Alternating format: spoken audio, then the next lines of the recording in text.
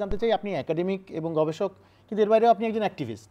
সেই জায়গাটা থেকে আমাদেরকে একটু বলেন যে এই যে সাইফুল শেখের আত্মহত্যা বা কৃষকের সঙ্গে যে বঞ্চনা, এটা কি, এটার দায়টা আসলে কার? এটার দায়টা তো আসলে আমাদের যে পুরো কৃষি ব্যবস্থা গড়ে উঠেছে বহু বছর ধরে তার। এবং আরেকটা বিষয় হচ্ছে, এখানে গুরুত্বপূর্ণ বিষয় হচ্ছে সরকারের নিয়ন্ত্রণহীনতা। এই যে আমরা বাজারের উপর ছেড়ে দিয়েছি, যেটা বলা হচ্ছে যে নিও লিবারেল পলিসি, যে আমি কৃষক এই বছর ভালো উৎপাদন হলো বা সে ভালো দাম পেলো, পরের বছর সে আবার উৎসাহিত হয়ে সেটা প্রোডাকশনে গেল, কিন্তু সে দেখা গেল অনেক বেশি প্রোডাকশন করছে, তার অনেক বেশি উদ্বৃত্ত হচ্ছে, কিন্তু সেখানে আবার স্টোরেজ নাই, গুদাম নাই, কোল্ড স্টোরেজে রাখার ব্যবস্থা নাই, সংরক্ষণ করার ব্যবস্থা নাই। তো এই যে আপস অ্যান্ড ডাউনস, এটার কারণে কৃষকরা সাফার করছেন।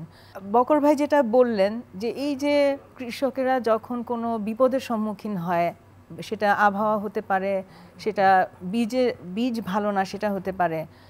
আপনি দেখেন বড় বড় যারা শিল্পপতি, বড় বড় যারা মানে প্রভাবশালী ব্যক্তি লোন নিচ্ছেন বিভিন্ন জায়গা থেকে, তারা কিন্তু ঋণ পুনঃতফসিল করার জন্য সুযোগ পাচ্ছেন।